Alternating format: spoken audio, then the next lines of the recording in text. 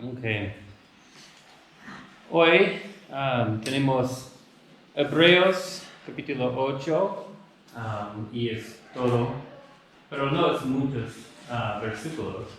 Entonces, ¿alguien quiere leer todo para mí hoy?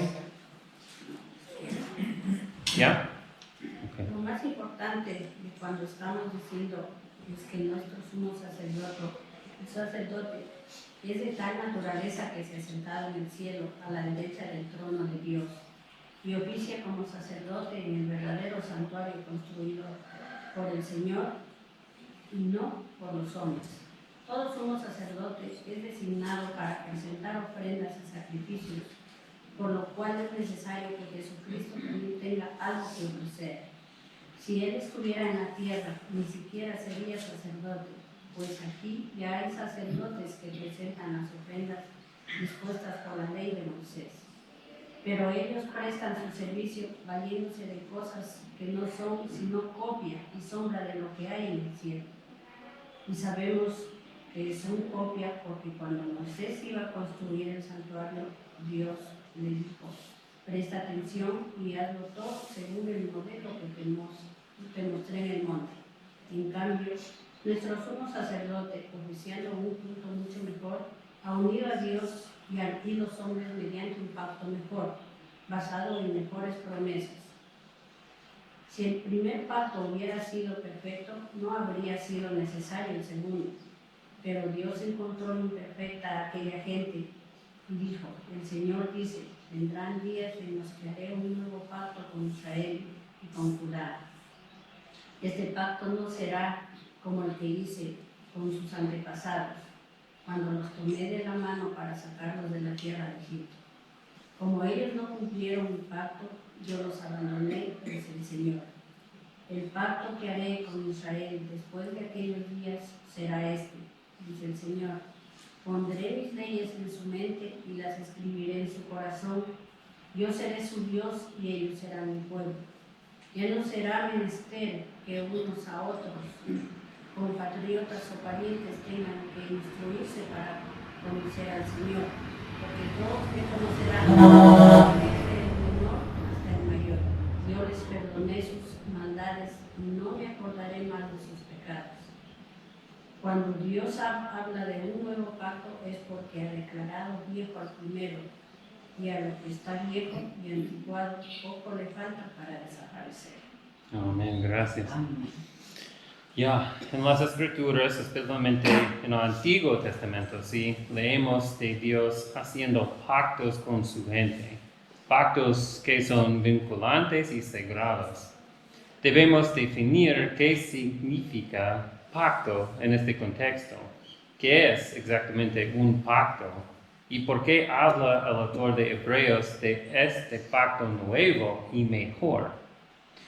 Si puede decir que un pacto es un acuerdo solemne y vinculante entre dos partes que establece una relación formal con compromisos y obligaciones recíprocos. Un pacto se distingue de contratos normales que tratan del intercambio de bienes o servicios. Hacer un pacto es hacer un vínculo profundo y sagrado entre los participantes. Por ejemplo, cuando Brittany y yo nos casamos hace 17 años, hicimos un pacto con promesas, votos, hasta que la muerte nos separe. Es solemne, no es casual, y también es algo muy especial, algo hermoso. En el Antiguo Testamento, Dios hizo varios pactos con individuos como Abraham, pero cuando hablo del viejo pacto aquí, hablo específicamente del pacto que hizo Dios con su gente por Moisés en el libro de Éxodo, cuando proveyó su ley y su promesa. Porque antes de la muerte de Jesús, Dios dio la ley y los sacerdotes para que su gente podía relacionarse con él.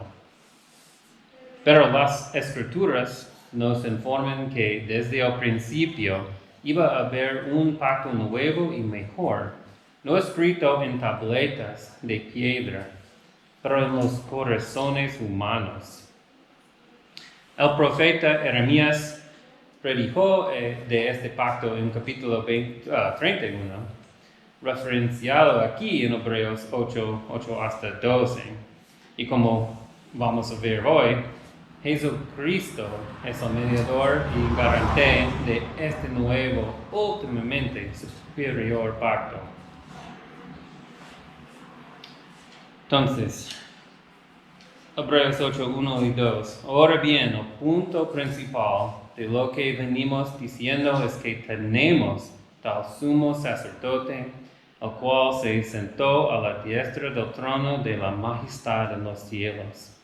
Ministró del santuario y de aquel verdadero tabernáculo que levantó el Señor y no el hombre.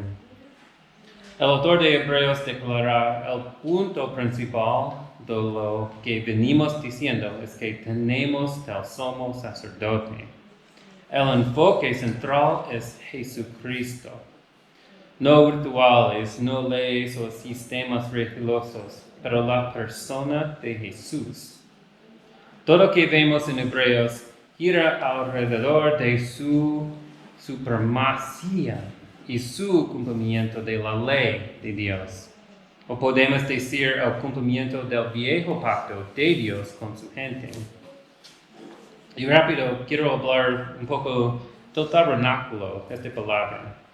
Y la palabra viene de una palabra hebrea, shakan, que significa residir en la Biblia y quiere decir lugar donde reside Dios entre los israelitas, entre su gente.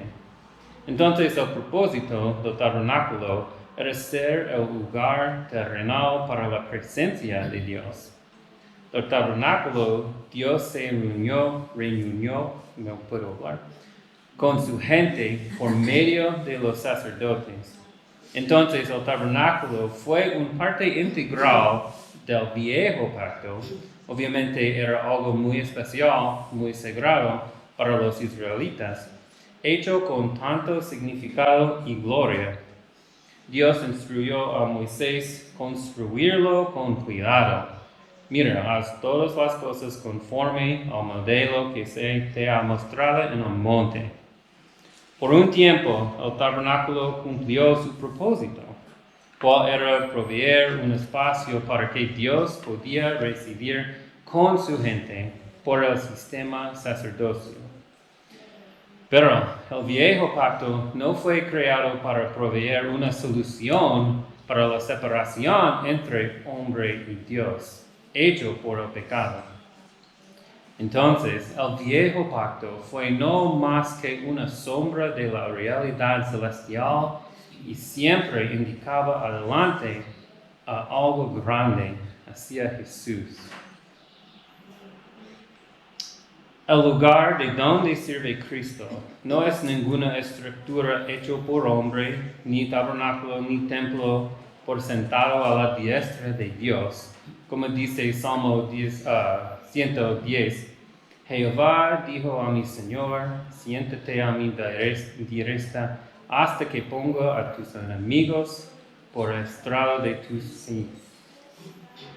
Saben que en la Biblia los sacerdotes no se permitían sentarse en su trabajo ante Dios, porque nunca se acabaría su trabajo. Pero Jesús no tenía que estar de pie, puede estar sentado en el tabernáculo celestial, porque se acabó su trabajo una vez y para siempre. Solo en Cristo la obra redentiva ha sido cumplida. Piensen, ¿qué significa para nosotros? Nuestro defensor ante Dios no es un sacerdote humano, falible, que tiene que primero expiar sus propios pecados. No, como dice el primero de Timoteo 2, porque hay un solo Dios y un solo mediador entre Dios y los hombres, Jesucristo hombre. Tenemos acceso directo al Padre por Jesús, quien intercede para nosotros en la presencia actual de Dios. Es Cristo, no nuestras oraciones, ni nuestras prácticas espirituales, ni nuestras obras buenas, quien asegura nuestra posición ante Dios. Entonces, ¿por qué necesitamos un pacto nuevo? ¿Y por qué vino Jesús para hacerlo? Porque si aquel primero hubiera sido sin defecto, ciertamente no se hubiera procurado lugar para el segundo. Hebreos 8:7. El viejo pacto, que fue la ley de Moisés, que hizo Dios con Israel, aunque glorioso, tenía un límite. No podía perfeccionar a los que lo seguían. Pero aunque era limitado, no fue por error. Su propósito siempre era preparar el camino para Cristo. La ley dada a Israel como un pacto con Dios era un espejo para revelar el pecado, pero no proveía una solución para superarlo. Pablo dice en Romanos 8, porque lo que era imposible para la ley, por cuanto era débil por la carne, Dios envió a su Hijo en semejanza de carne de pecado, y a causa del pecado condenó el pecado en la carne. Entonces, este primer pacto no era con fallas, demandaba perfección, pero no podía producirla. Mostraba el sendero, mostraba nuestra profunda necesidad. La ley podía diagnosticar nuestra enfermedad espiritual, pero solo Cristo podía curarla. Solo Cristo podía cumplir los mandatos del viejo pacto. Por eso Jeremías, cientos de años antes de la llegada de Cristo, dio su profecía de nuevo pacto. El plan de Dios nunca ha sido que el pacto de Moisés sea la palabra final. Este pacto era como un guardián para prepararnos, como dice Gálatas 3, de manera que la ley ha venido a ser nuestra guía para conducirnos a Cristo, a fin de que seamos justificados por la fe. Entonces, cada aspecto del viejo pacto fue diseñado para crear en nosotros un anhelo para Jesús.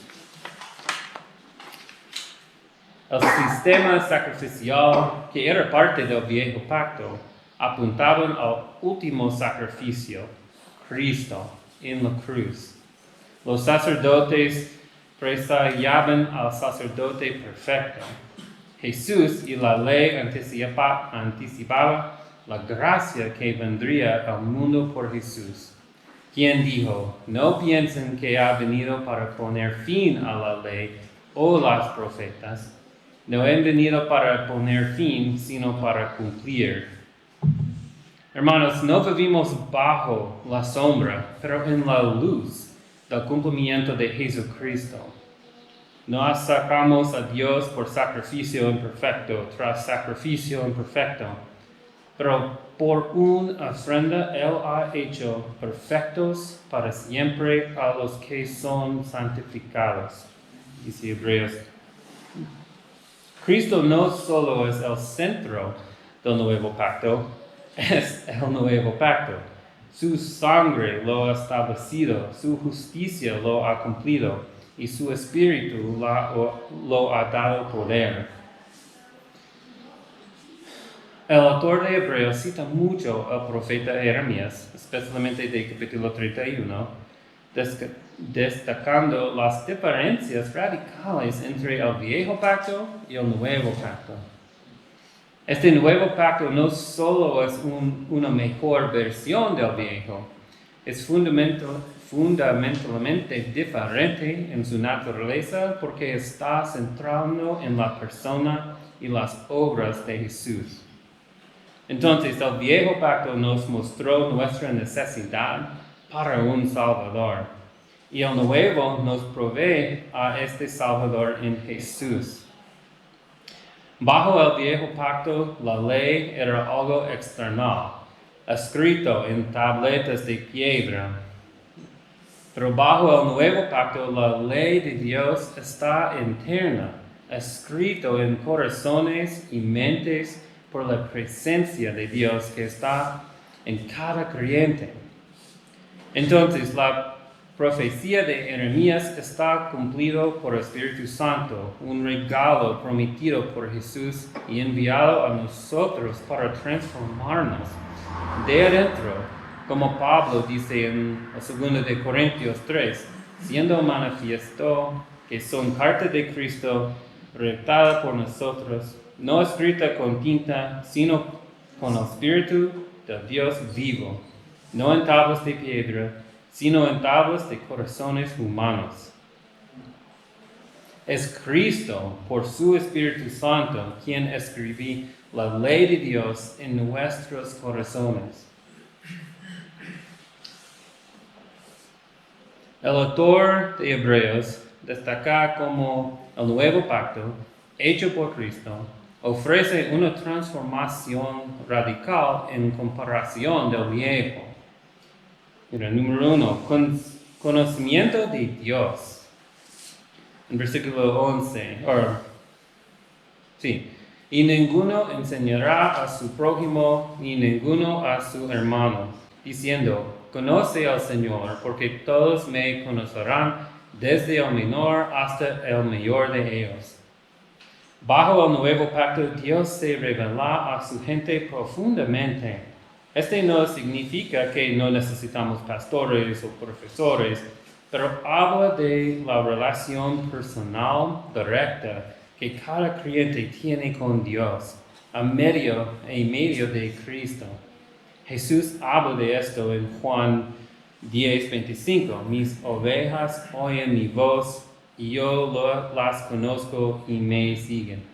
Es Jesús quien se nos hace conocido Dios. El que me ha visto a mí, ha visto al Padre, dice Jesús en Juan. Número 2, el perdón completo. Pues tendré misericordia de sus iniquidades y nunca más me acordaré de sus pecados. No es temporal este perdón.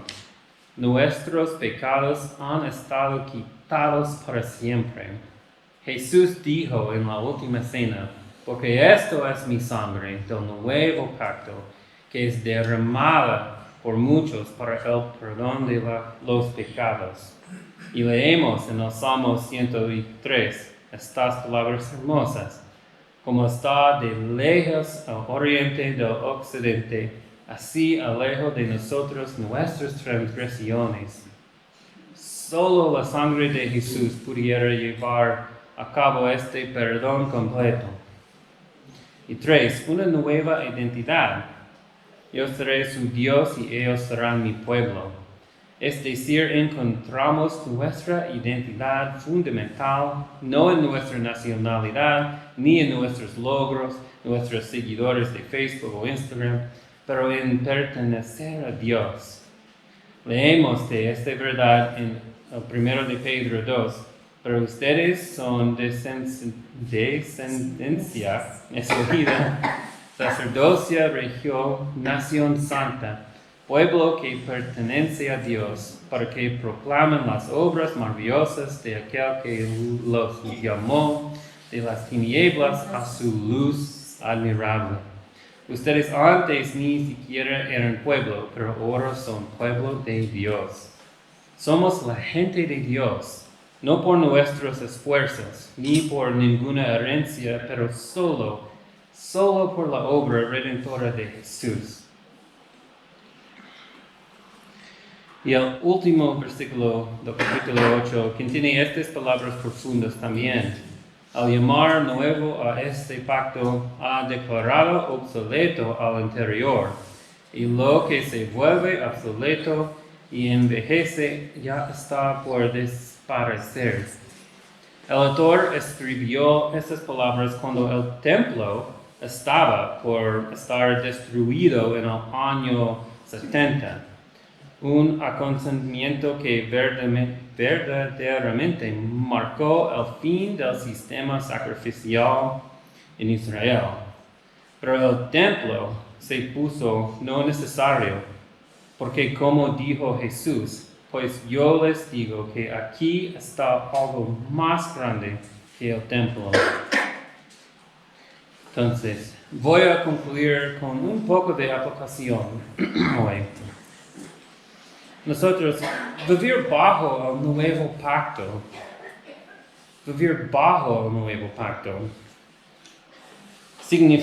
significa que podemos acercar a Dios con confianza por Jesucristo.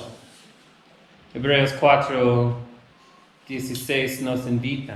Por tanto, acerquémonos con confianza al trono de la gracia para que recibamos misericordia y hallamos gracia para la ayuda oportuna. Nuestra relación con Dios no está basada en nuestra obediencia perfecta, gracias a Dios, porque esta no va a existir, pero en el perfecto sacrificio de Jesús, quien declaró: yo soy el camino, la verdad y la vida. Nadie llega al Padre sino por mí. Cristo es el camino. Cristo es el camino a Dios, el único camino. Provisto por nosotros y por Él tenemos acceso a nuestro Dios. Y también significa que tenemos el Espíritu Santo dándonos poder de adentro. Leemos en Romanos 8:11. Y si el Espíritu de aquel que levantó a Jesús de entre los muertos vive en ustedes, el mismo que levantó a Cristo de entre los muertos también dará vida a sus cuerpos mortales por medio de su Espíritu que vive en ustedes. Y dice Pablo otra vez en Filipenses: todo lo puedo en Cristo que me fortalece. El Espíritu Santo habita adentro de cada creyente. Hermanos, el Espíritu de Dios siempre está con ustedes para guiarse y consolarse. Esta es realidad increíble del nuevo pacto. Y finalmente, significa que vivimos con esperanza porque Jesús no harta de estar para y con nosotros. Nuestro sumo sacerdote nunca nos abandonará, intercede para nosotros sin cesar, y les aseguro que estaré con ustedes siempre hasta el fin del mundo. Jesús nos dice: nunca los dejaré, jamás los abandonaré. Cristo no solo es nuestro Salvador, no dijo basta después de morir, sigue con nosotros. Nuestro compañero, nuestra esperanza. Nunca estaremos solos, ni sin la esperanza de una vida mejor y eterna. Entonces, hermanos, no debemos ser como los que se agarran de las cosas que han pasado cuando ha llegado el nuevo pacto. No debemos volver a sistemas muertos de rituales ni obras cuando Cristo nos ha dado su gracia libremente. No debemos poner nuestra confianza en figuras humanas, ni sacerdotes, ni obispos, cuando nos ha dado acceso directo al trono por Jesucristo, nuestro incomparable sacerdote, quien nos ha hecho como Él. Gozamos en este nuevo pacto que fue fundado en una promesa mejor, establecido por un sacrificio mejor, mediado por un sacerdote mejor, todo en la persona de Cristo. Cada día permiten, hermanos, que la ley de Dios esté escrito aún más profundamente en sus corazones. Y terminamos con estas palabras poderosas de Pablo. He sido crucificado con Cristo, y ya no vivo yo, sino que Cristo vive en mí. Lo que ahora vivo en el cuerpo, lo vivo por la fe en el Hijo de Dios, quien me amó y dio su vida por mí. Y también de Hebreos. El Dios de paz levantó de entre los muertos al gran pastor de las ovejas, a nuestro Señor Jesús, por la sangre del pacto eterno, que Él los capacite en todo lo bueno para hacer su voluntad, y que, por medio de Jesucristo, Dios cumpla en nosotros lo que le agrada. A Él sea la gloria por siempre, jamás. Amén. Amén. Amén. Vamos a orar.